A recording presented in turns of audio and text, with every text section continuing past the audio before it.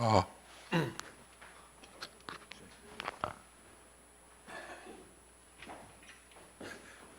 This button is mute button. 아, okay.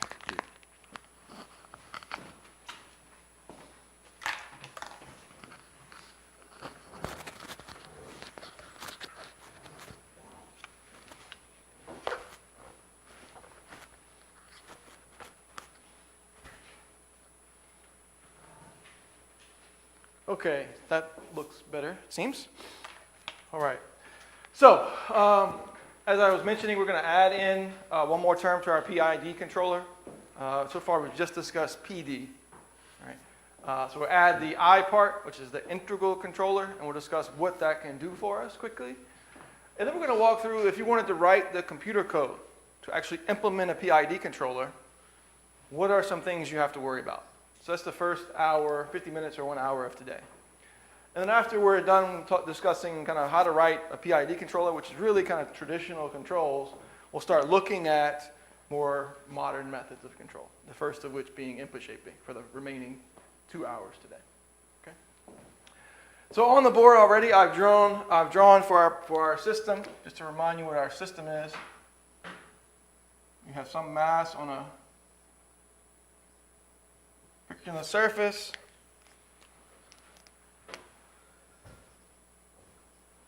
Some control input U, and maybe some disturbance force F. And that disturbance force F could be a force, it could be some frictional effects in the model, in the actual system. It could actually represent some error between our actual model of the system and the real system. Right? And kind of our goal, as a reminder,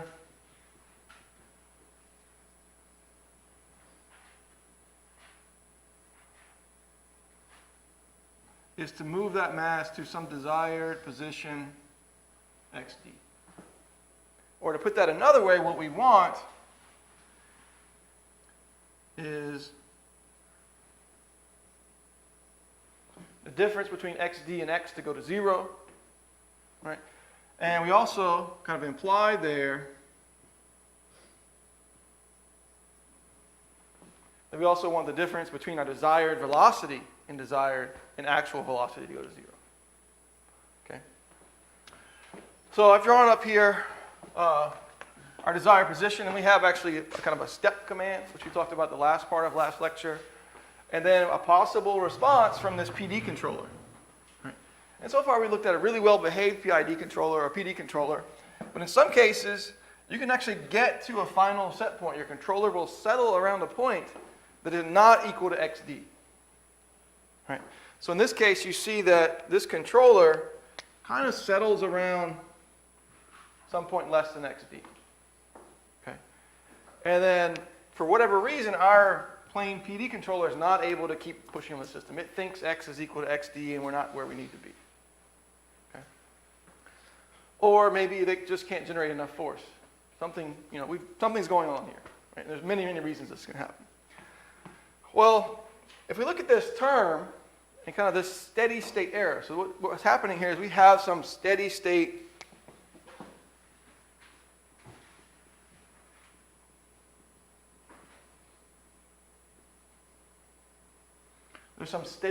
error there. All right, so our controller goes over here and settles down, and it's not kind of moving the system anymore. It thinks where it needs to be, so we have this kind of steady state error for the system. Okay. So the term that's going to help us get rid of steady state error in the PID controller is the I term, right? And the I stands for integral. So now we have a proportional plus integral plus derivative controller, PID. Okay. And the way this integral control works, so far for PD,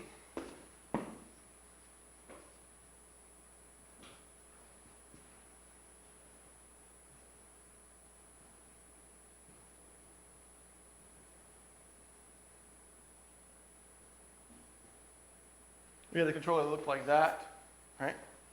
Or we could write just in terms of the error.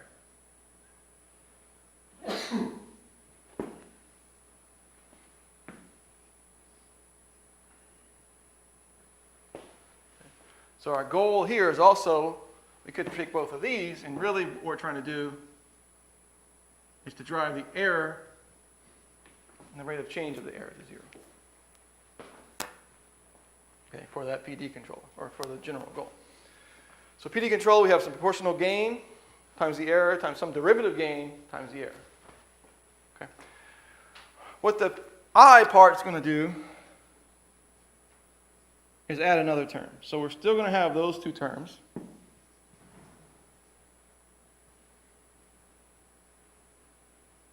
And I'll write them in P, and we'll figure out what I needs to be, and then there's the D term.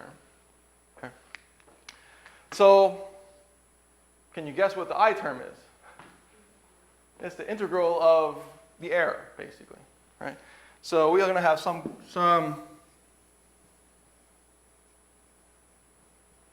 integral of the error over time. Okay, and what this is doing in this case is it looks at the error here, and basically is looking at this area, right? And at every time, this integral is getting larger. Right? So this term keeps getting bigger if we have steady state error.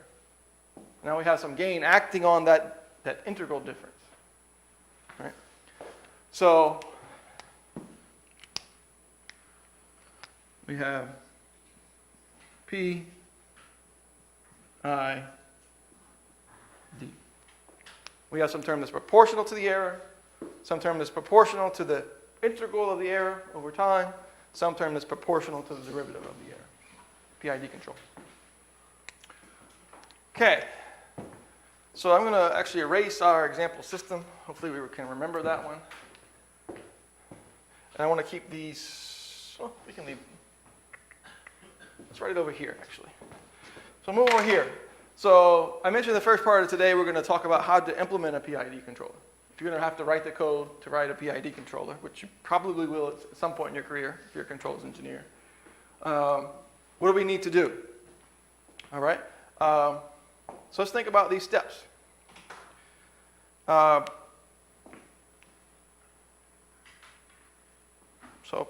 what do we need to do? Let's think about, we'll also kind of write up our block diagram, might help us think about this. So let's kind of define some terms.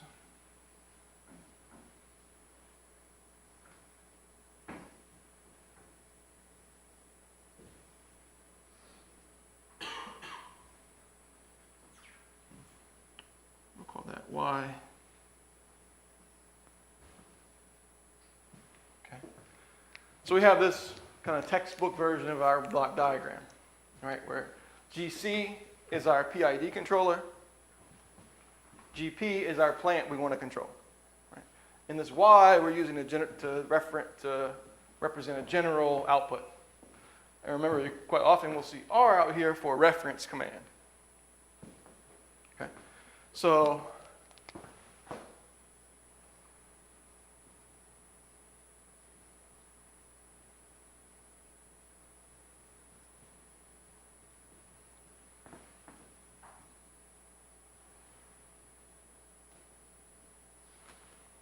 let's talk about what we need to do to actually make this thing work on some kind of microcontroller or PLC or whatever you're going to write for. All right. So what is step one?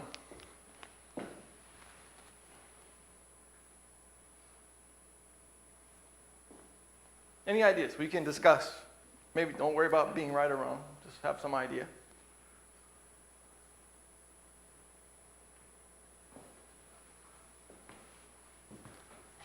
Big hint is this. This is, well, that part is step one, right? So step one is really figure out what you want your system to do, right? And in that case, if we think about it in terms of our block diagram, that means you need to define this reference command in some way.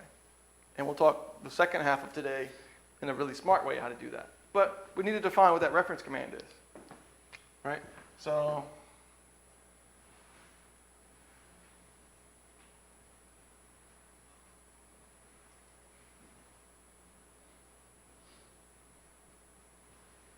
in the time domain, that's just small r t. So some function of time is our reference command. And we've shown, kind of talked so far about it being just step commands, but it can be anything. All right, it can be some S-curve, it could be a sinusoid, whatever. Okay. Once I have that reference command, I've defined this part. What else do I need to do in order to design this controller, to implement this controller in some code? Well, we have the reference command. What else do we need to feed into to calculate that error signal?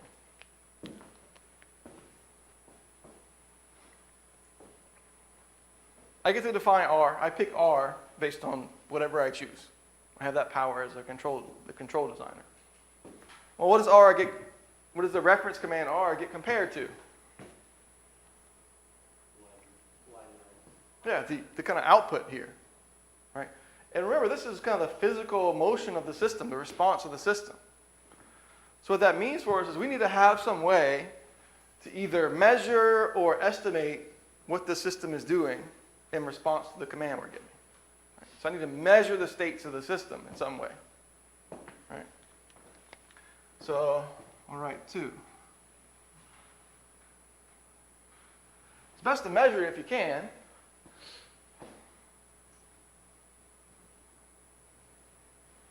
Quite often you're going to have to estimate in some way based on some subset of measurements.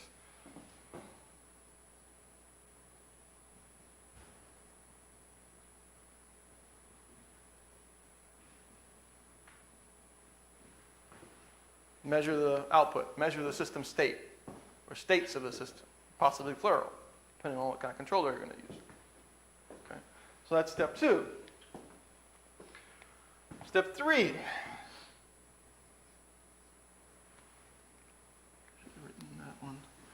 I'm going to move this up just a little bit so it has space.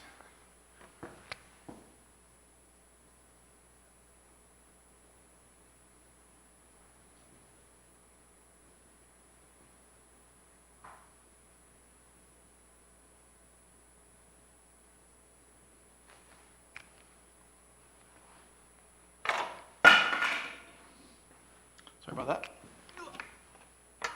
Okay, step 3. If I'm able to measure Y, what's next? Yeah, I need to calculate the error. Right. So there's a few things I need to calculate, actually. Calculate. Right. I'm going to need to calculate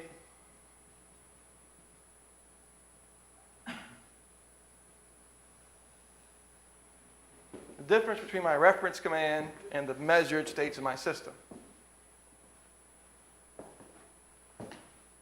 Okay.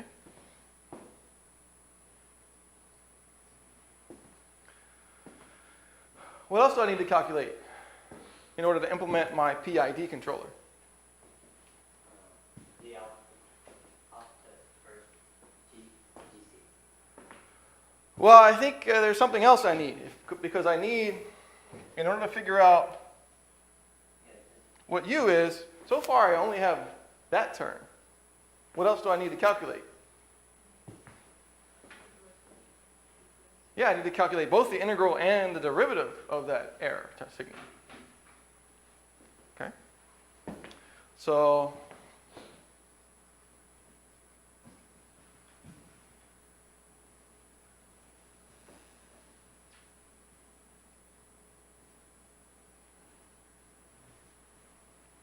rate of change and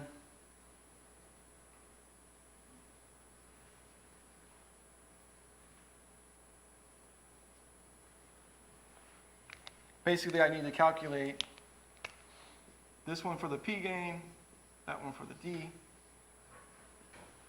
and that one for the I. Right, so I need to calculate each one of these things for my PID controller. Step 4 is actually to just define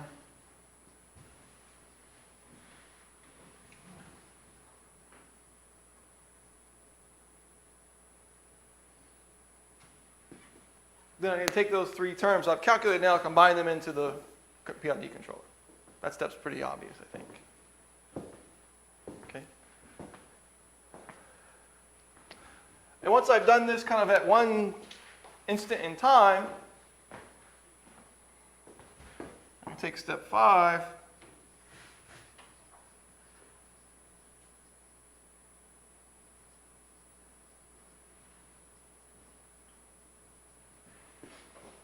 I have to go to step 2 again at my next time of the system, keep repeating this forever. Okay. So there's our really simple, straightforward implementation of a PID controller. And we'll spend the next few minutes talking about why, if you do it this way, you're going to have a lot of trouble, actually. All right. Okay.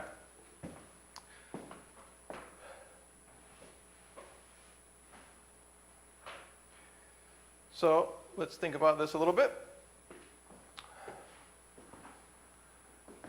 If I have some system, right, we're not going to be, for the most part, taking an analog version of the signal, right? We use digital controls. We're going to sample every 100 milliseconds. We're going to sample 100 times a second, right?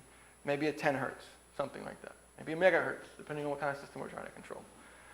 So if that's true, what we're going to have then, let's see, let me kind of match my notes for this plot. Let's look at how we can calculate part B.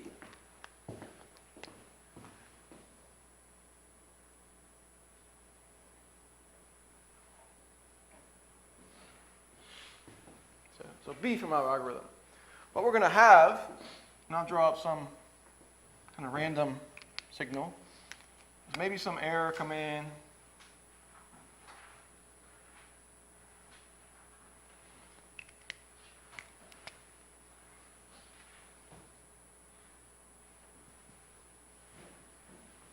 Okay. Maybe I have some error like this. Okay. And I'm going to have that, my error looks that way, but really all I'm going to be able to do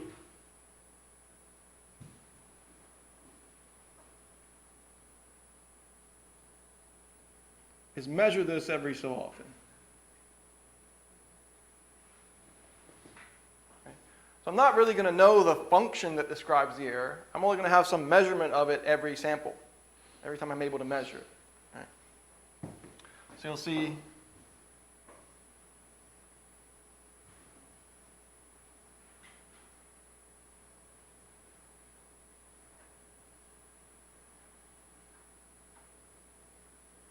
hopefully my controller, my system is good enough where these samples are happening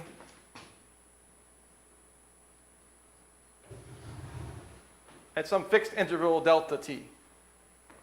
All right. So I'll kind of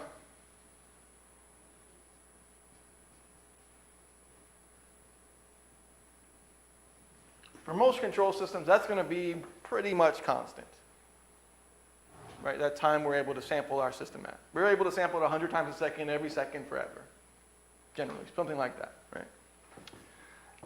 So this is the error, and I know that I don't have the function describing this, I only have points in time. How do I calculate the derivative of that?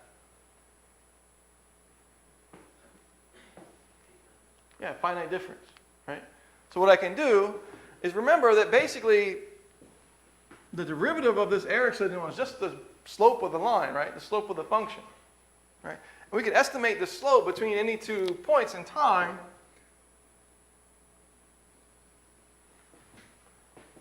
by just finite difference, right? And what the finite difference does, kind of,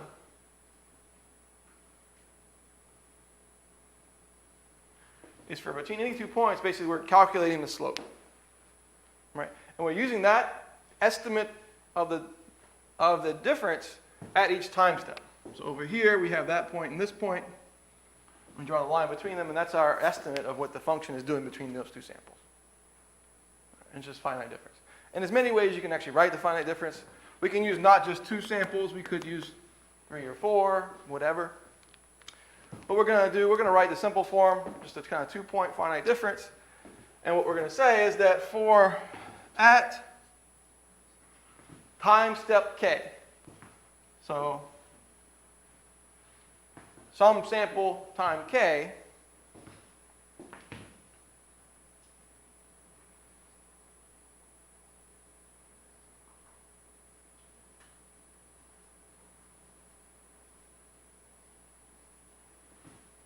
we just calculate the slope.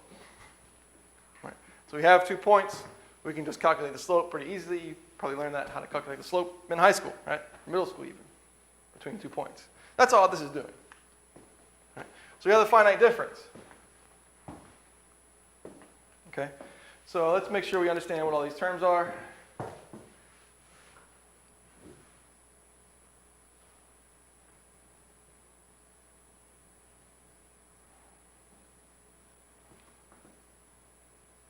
that's kind of TK.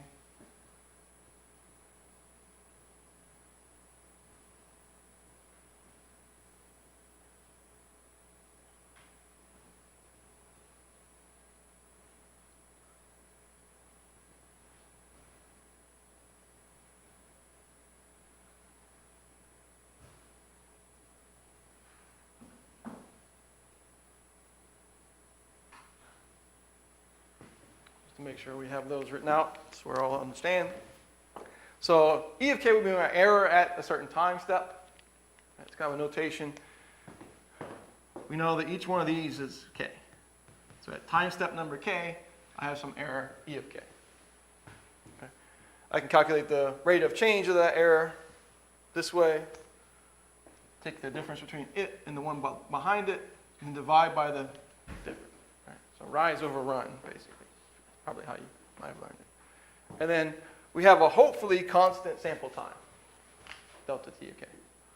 I think most modern controllers are going to have a pretty close to constant. There's going to be a little bit of difference, but not enough to ruin your controller, let's say. Okay.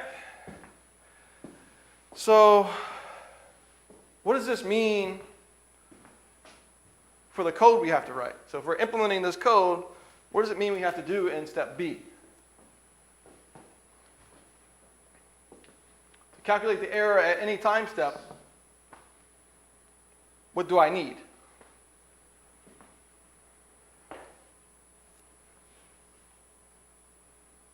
I have some current measurement, E of k, right? So we can write that P term.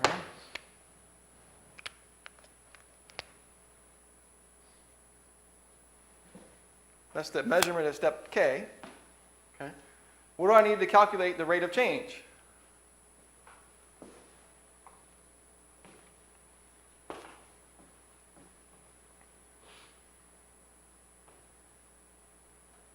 What else do I need in my equation over there? K minus 1. So that was the error from the previous time step, previous loop of my controller. So I have to save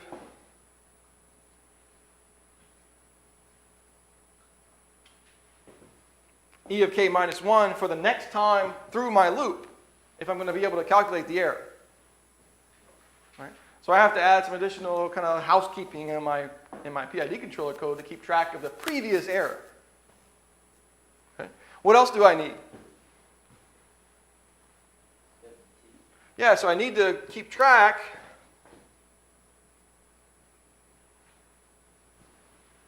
in some way of delta t. Right, and you're going to know that because you get to control that generally. Right. So now I've added kind of 2 intermediate steps into my controller. Okay, and I need to save that, those 2 things to calculate the derivative control. Okay. And let's see, we can write, we'll leave the D up. We know that that changed over.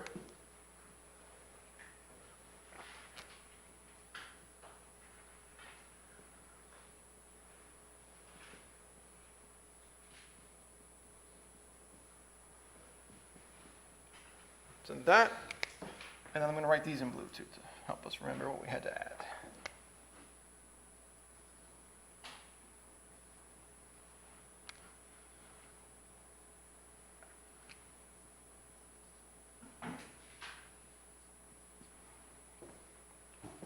Okay, and then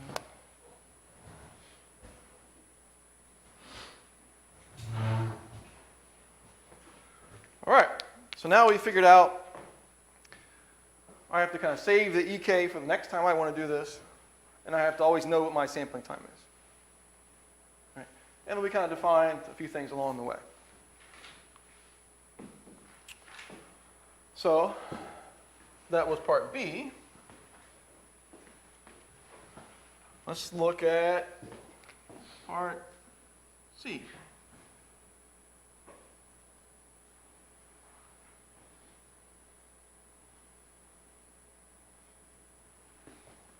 I'm going to calculate the integral now.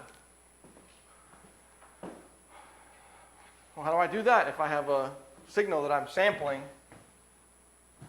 every so often? Yeah, that's right. So this is probably how you learn to do integration in calculus. First time you ever took calculus. As you took some discrete little blocks and then added together the area and then shrunk those blocks down to 0, and now you have an integral. Right? So we're kind of going backwards. So basically, the kind of idea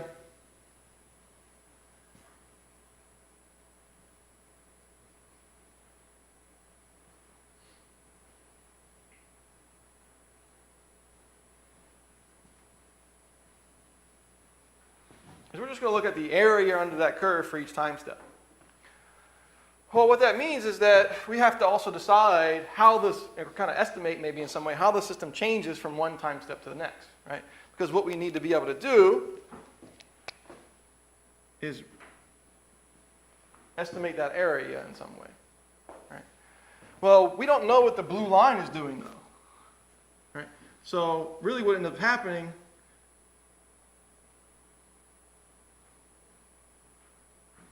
is our estimate ends up looking like this.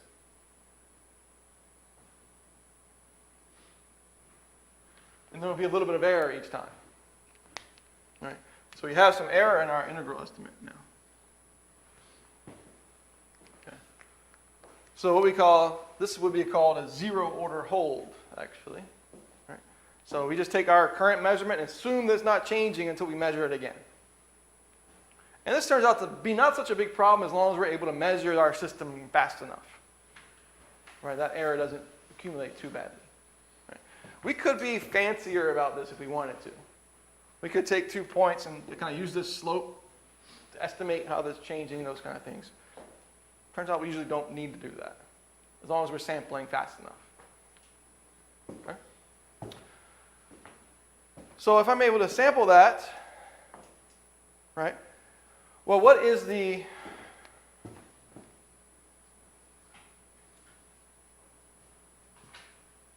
kind of integral of EK times dt then? Well, what's the area of one of these curves? So I'm trying to figure this out. Right? Well, what's the area at some time step k? It's the sum, right? So that for that segment though, so for just this segment,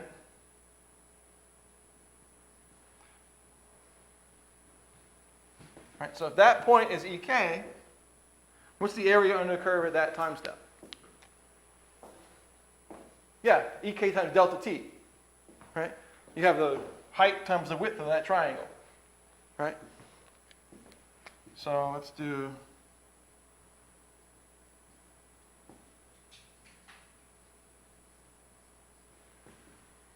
So that's just one triangle of our error. Right? And if I want to keep a running track of this error from time 0 until current time k, right?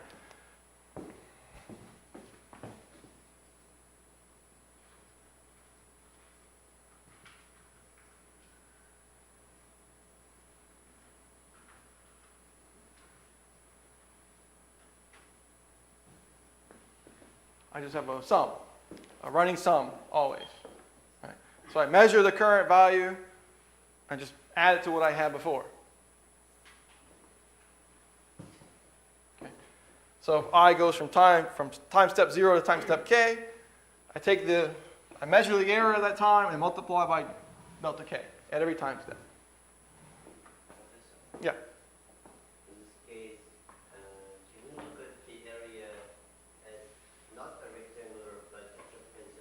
Yes, so that's what I was saying. You could get, we're doing the simple rectangular area. So that you can have less error. Yeah, you could be, I said you could be a little bit fancier. So that's one way to look at a trapezoidal, some way to do this kind of numerical integration that has less error accumulated.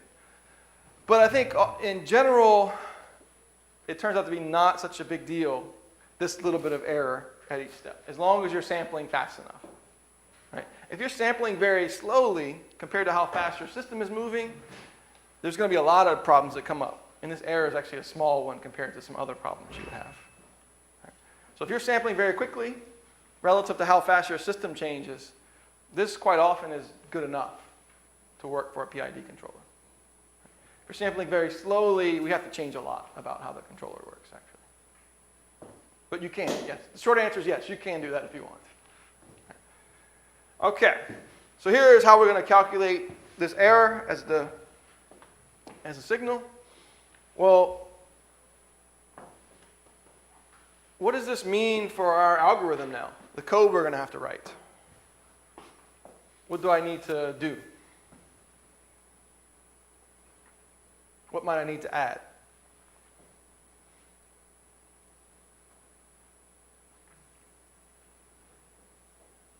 Let me rewrite this in a little bit different way.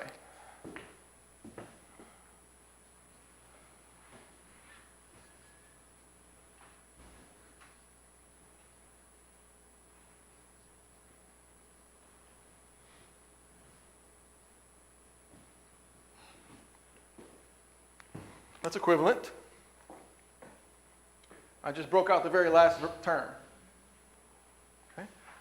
So, trying to give you a hint of what we need to remember as we move forward in our controller to calculate this integral for all time. Right. So I have at time tk, time step k. Well, what do I need to know? So I'm already measuring the error. Right, I have that. I know delta t already. Right.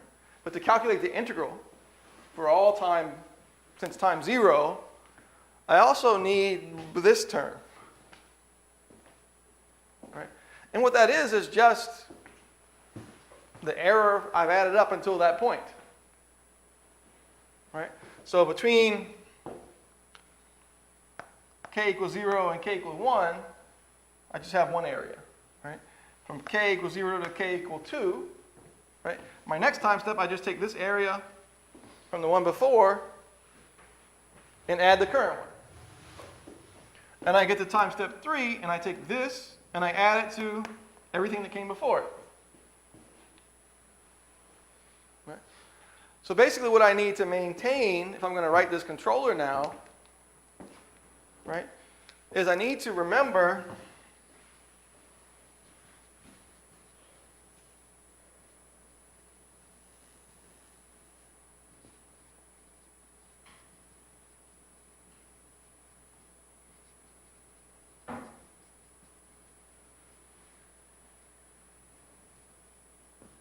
the kind of running sum of that error. So I'll take basically each time I have some value that represents the area up until that point that I've saved from the previous time through, and I just add my current rectangle. Right? So I need some variable now in my controller, some memory in my controller to save this piece for next time.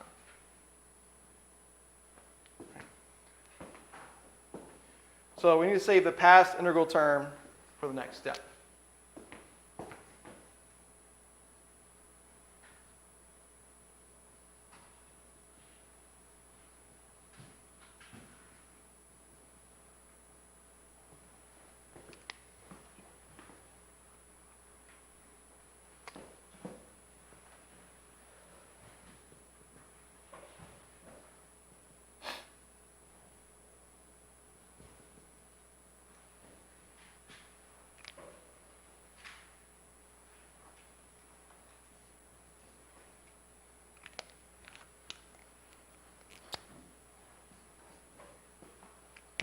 So we save this summation.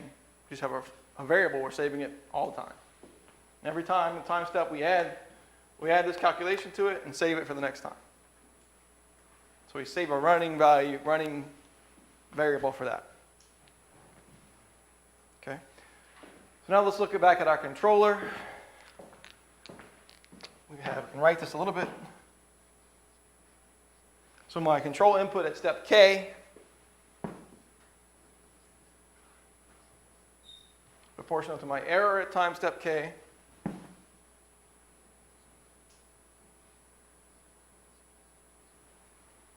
integral of E of K. We can write that as a summation. Let's see if we want to do that.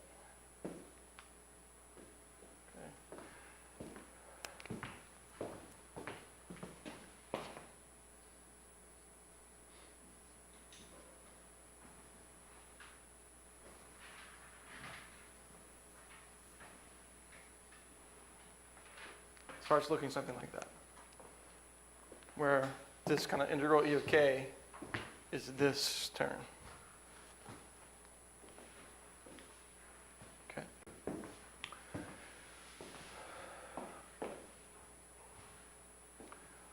So if we look at this term, what do you notice about this equation? Right? We have a delta t here, right? And we have a delta t there, and those terms are constant. Right? So both of these, we could just factor that term out, right?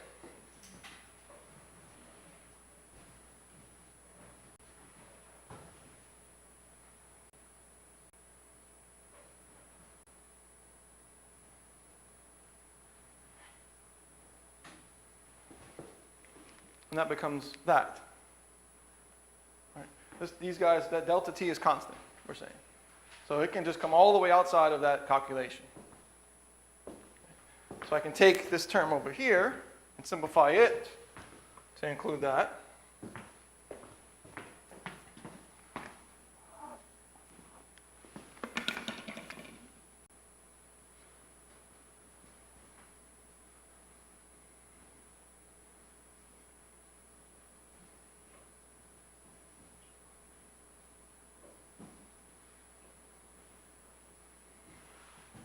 So I just wrote out, a little bit hard to read, I know, wrote out what we had over there in that controller.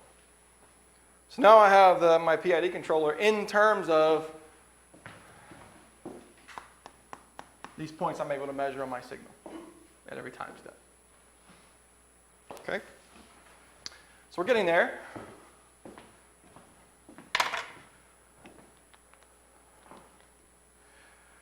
What do we notice? Let's see. About this calculation. It has that delta t as well, right? So we could basically factor that constant out as well.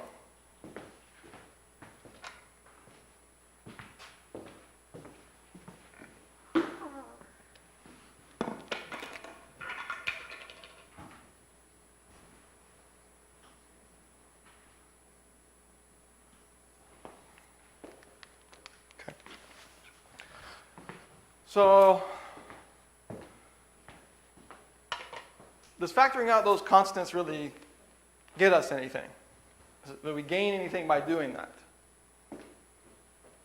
What do you think?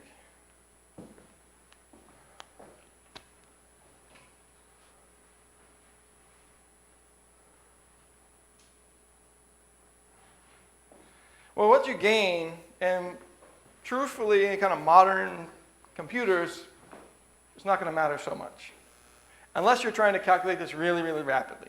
What it does for you is if I factor this out, I only have to calculate this term one time.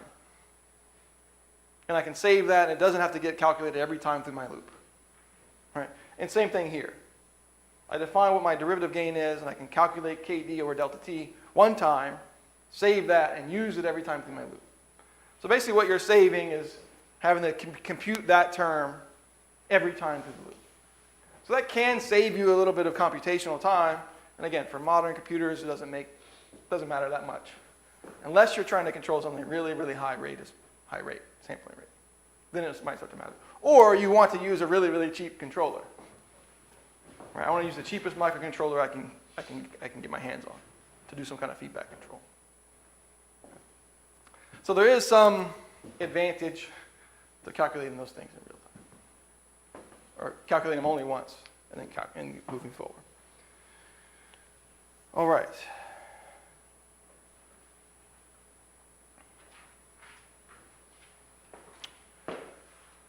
So we have our modifier, our kind of updated implementation. This actually becomes what we have on the bottom over there.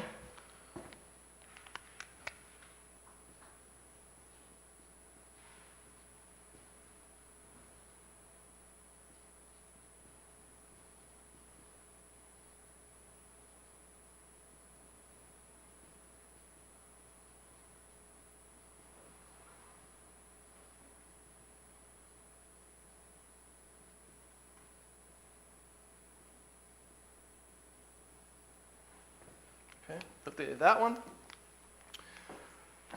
So, looking at this formulation now, are there any other problems we need to worry about? And maybe you can guess that since I'm asking you this question, the answer would be yes.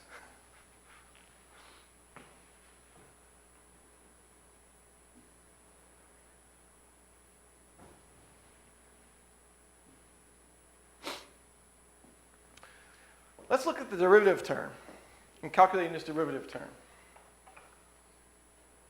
So I'm going to erase this part for now.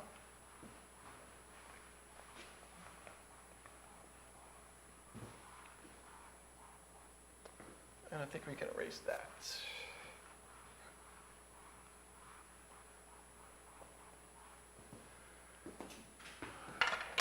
Well, we're going to calculate E dot, the rate of change of error.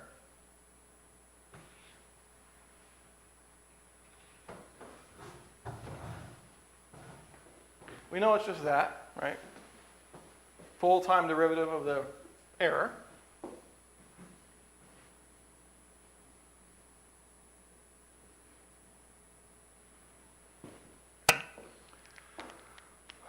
So let's think about these two terms. Okay. We might have some reference command that is a step input, let's say. All right. So if this reference command, right, desired position command in this case, is a step input, what is the rate of change of that reference command at time 0?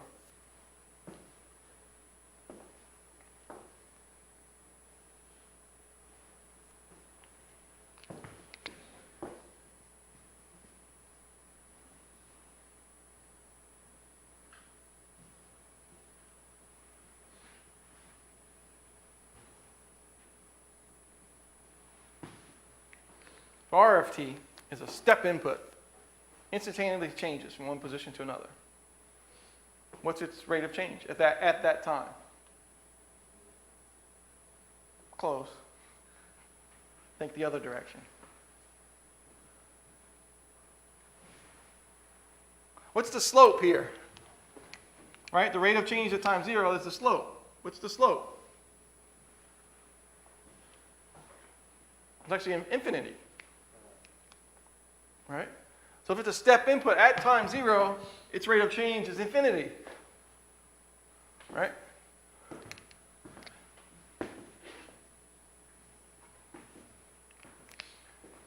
So what does that do for our controller when it sees this step input now? Or some instantaneous change in state, a desired state. Well, we're using that here. So E dot goes to infinity at that time instant. What does that mean for our control input?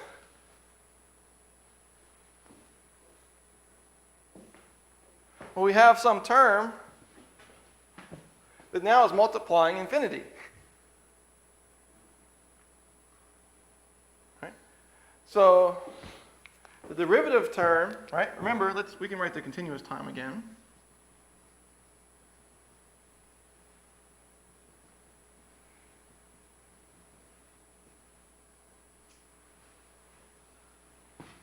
E dot goes to infinity, right? Because of this. Well, we just multiply some constant times that. At that time instant, at this time step that my desired position in my system instantaneously changed, my needed control effort, my controller says, oh, I need an infinitely large amount of force to get rid of that error. Okay? Is that making any sense to you guys? It looks like no from your faces. Right? Okay, so I have an instantaneous change. Right? At time 0, R instantaneously changes from 0 to xd. Right? So the slope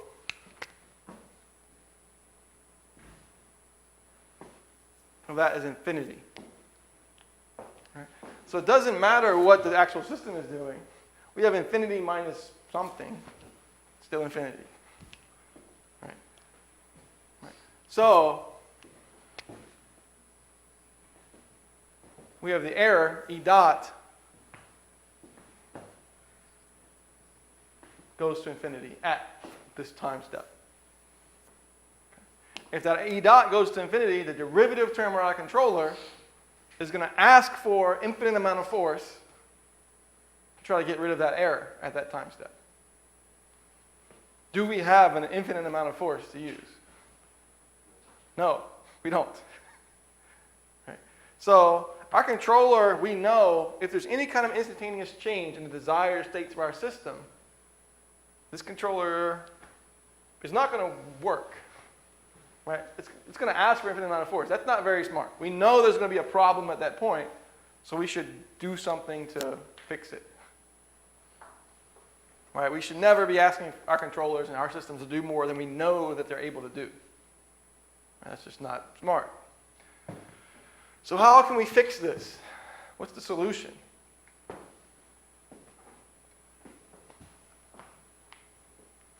And actually, just for the record, this kind of problem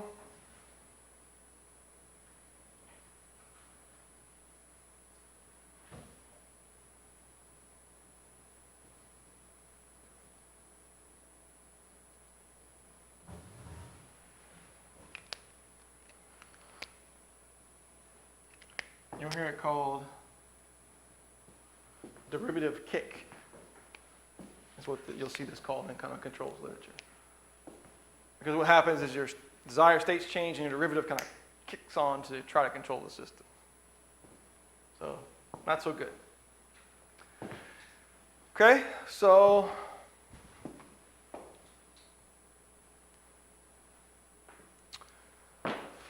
how can we fix that?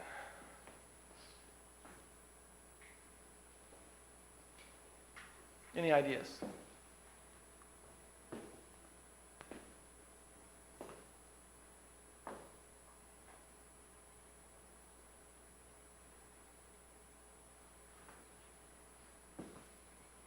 No ideas?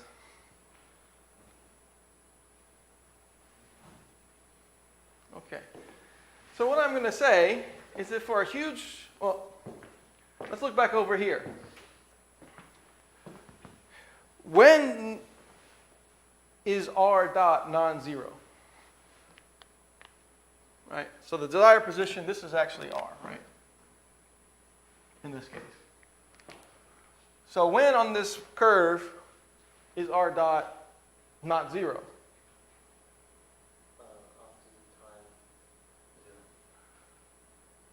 Well, it's equal to 0 for all time after 0.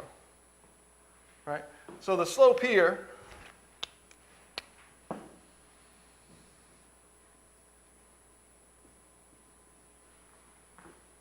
for every time except 0, where it changes to xd, R dot is actually 0. It's a constant set point. In this case, it's really, really common. Actually, to ask the system, go from here to there. And go right now. I want you to get there as fast as possible. Okay? But after that initial change in request of your system, your reference command is then constant until you tell it some other position to go to. My robotic arm moving around.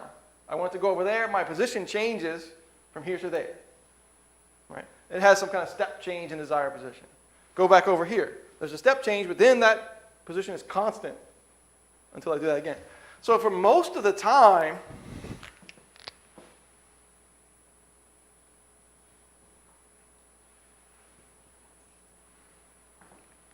r dot term is 0.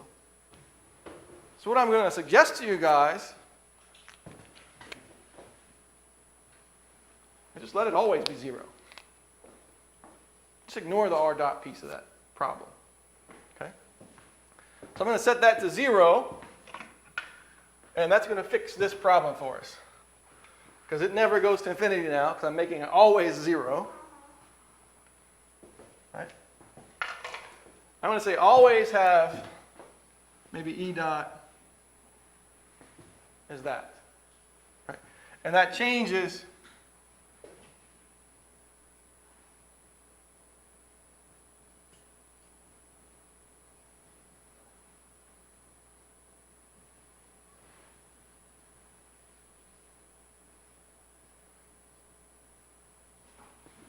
to just that.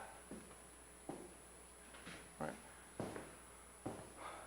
So we're going to have our current system state.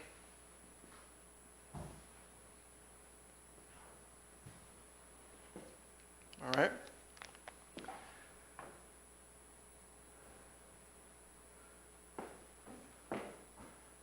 Basically, now we can just take our measurements. Well, what does that mean about what we have to remember? Well, now we're not using E of k anymore. We're actually using y of k. We're looking at the rate of change of y of k. Right? So we look at the continuous version, or the discrete version of this. U at time step k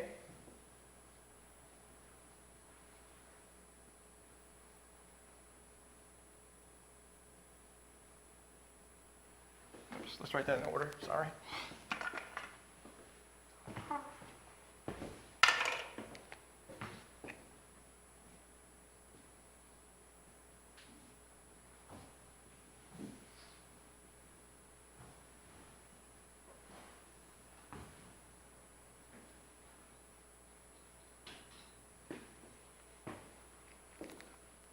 Minus.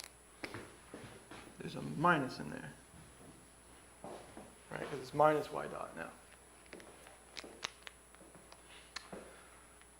So instead of remembering y of k, we can calculate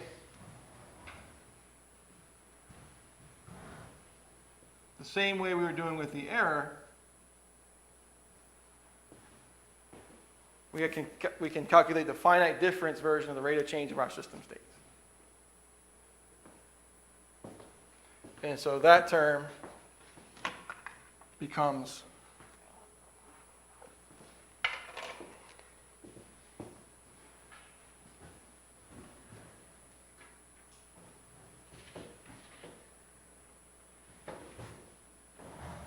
that. Okay. And that changes over here. We need to save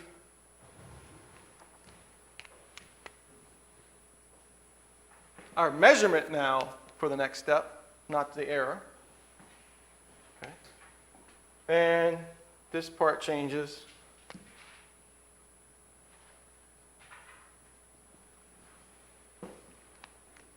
to just the, there's a minus sign. Right. And yes, this has a minus sign now too.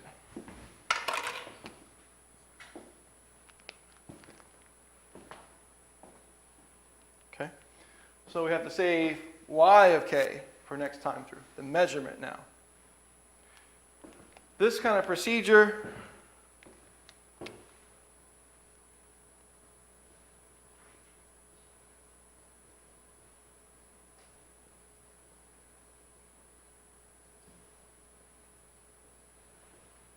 is called derivative on measurement. So instead of having the derivative term working on error, we're taking the derivative of the measurement and using it. So this kind of formulation of the d term is called derivative on measurement.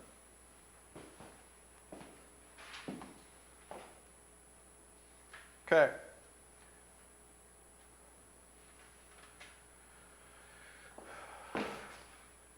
What other problems do we have with this so far?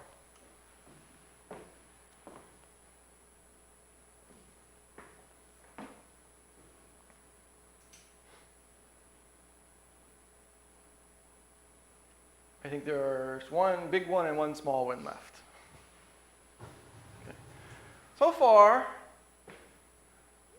we've assumed that this controller now can output whatever control effort this calculates. Right? Do you have always infinitely large amount of force, positive or negative, that you can output? Do you have ever an infinite amount of force that you can calculate? We just said no, right? So we need to add in some check to make sure whatever I'm calculating as my controller input, whatever I'm calculating of u here, is actually something that I can do with my system. Okay? So basically,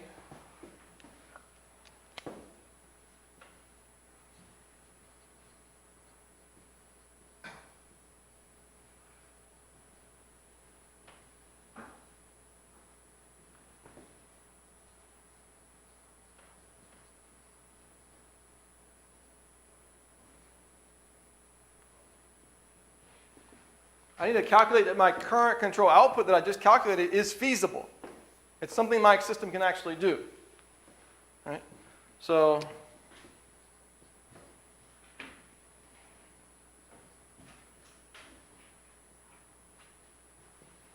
okay, feasible, right? The easy way to do this is just to add in a simple if-then.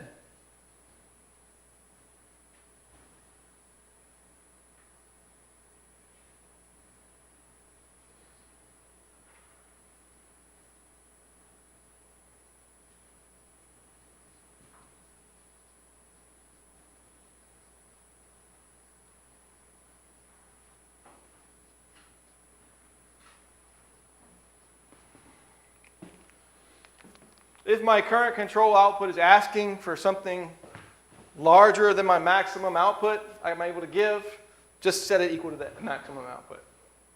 Right? If my controller calculation says, oh, I need 150, but I only have 100, I only output 100. If it says, oh, I need minus 200, whatever, right? But I only have 100, then I give minus 100 only. Right? So step 5 is a simple kind of if-else loop in your controller like that. If-else check. You want to make sure that whatever u is something your system can actually handle. Okay, so you have to add in that check before you actually issue the control output to your system. Make sure you're able to do what you're asking it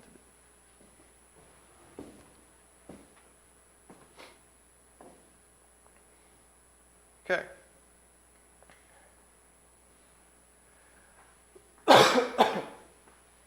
Once you add in this check, there's another small problem we're going to have to fix. Okay? So my system, my controller, says, hey, I need 150 newtons to get rid of this error. But I only have 100 to give. Right? If I need 150 to get rid of that error, but I only have 100, do I ever get rid of it? No. Right? So if my controller actually doesn't have enough force to get rid of this steady state error, what happens to the integral term of my controller?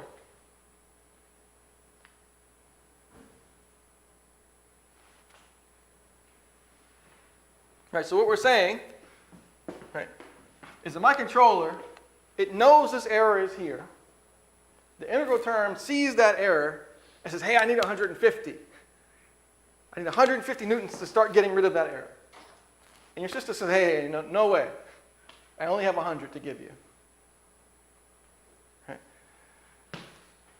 But 100 is not enough to make this smaller or to get rid of it. So what happens the next time through? The integral controller says, hey, I still need 150 to get rid of this error.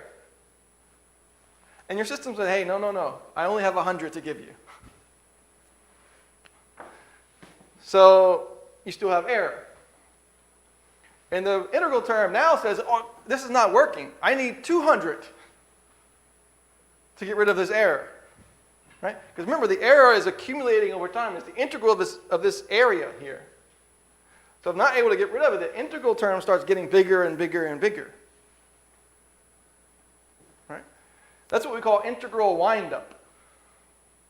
Right? The integral term, because you've hit some limit in what your actuator is able to do, and still not enough to get rid of steady state error, the integral term starts dominating the controller. Right? That integral of error, this part of our controller, there's always error at every step now. It starts adding up and getting bigger and bigger and bigger and bigger. Right? So what we also need to add a check on is to make sure that this term by itself stays below some value. Right?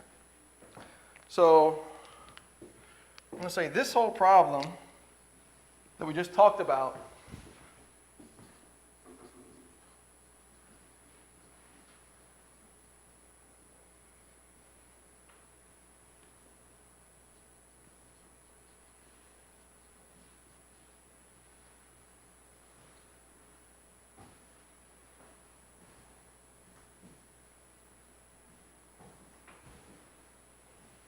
integral will wind up because the integral term is growing because our steady state error is not going to zero.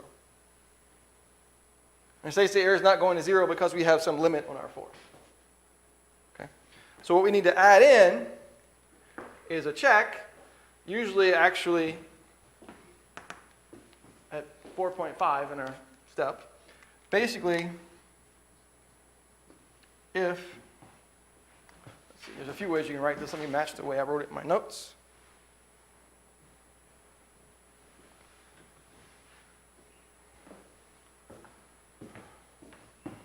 Kind of the integral current time step.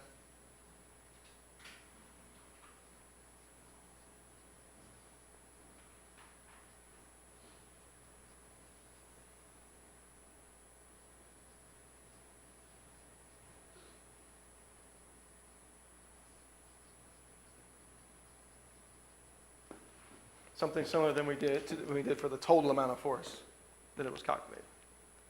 Okay. So if the integral term by itself is greater than our maximum amount of effort, then you just limit it to the max. So you never let the integral term grow out to infinity, basically. Okay. And then still, this is the term you end up saving kind of for the next time through here. All right. So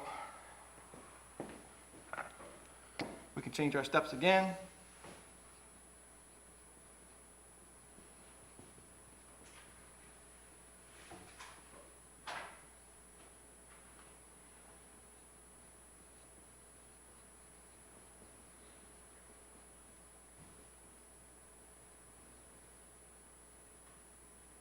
And I'm going to add in one more step.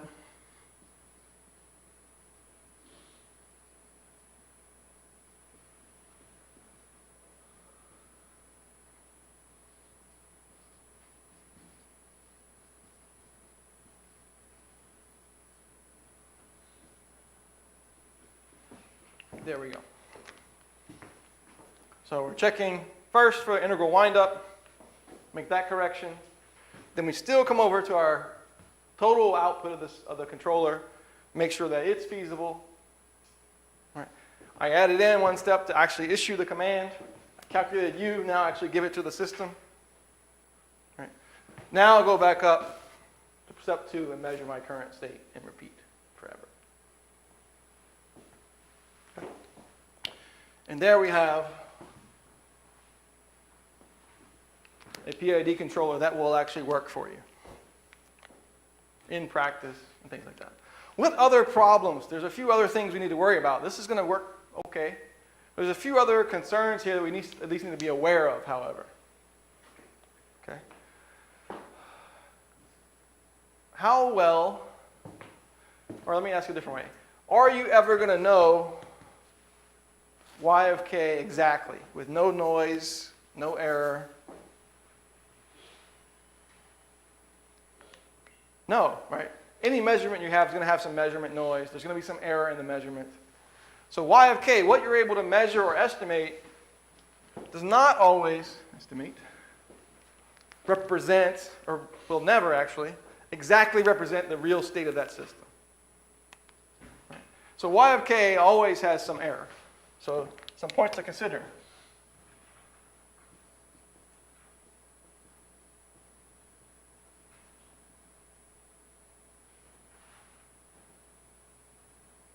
One point, is to always remember there's always, always, always error in any measurement you make. It may be small enough error that it doesn't really matter, but it's still error there, always. Okay, so don't forget that. There's always some error in any measurement you take. Okay?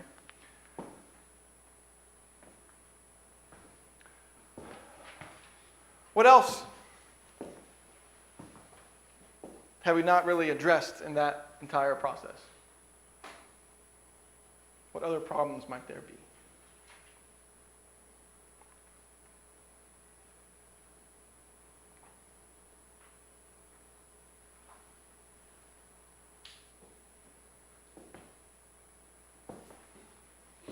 I'll highlight one that we actually won't have a chance to talk about.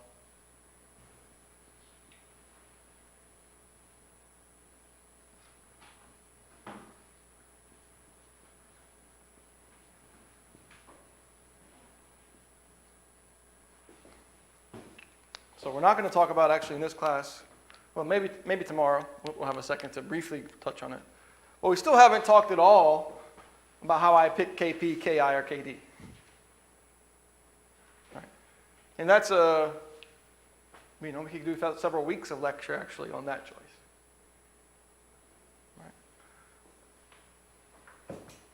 Right. There's one more piece of this we haven't discussed yet either.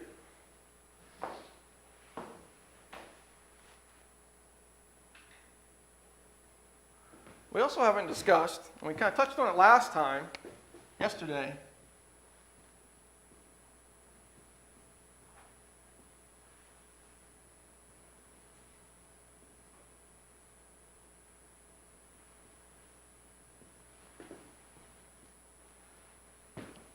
haven't talked at all yet about how we should choose RFT, our reference command. So we talked briefly yesterday, that the reference command you choose actually can have a huge amount effect on the performance of your system. So this doesn't, so far, tell us anything about what your reference command could be. Okay.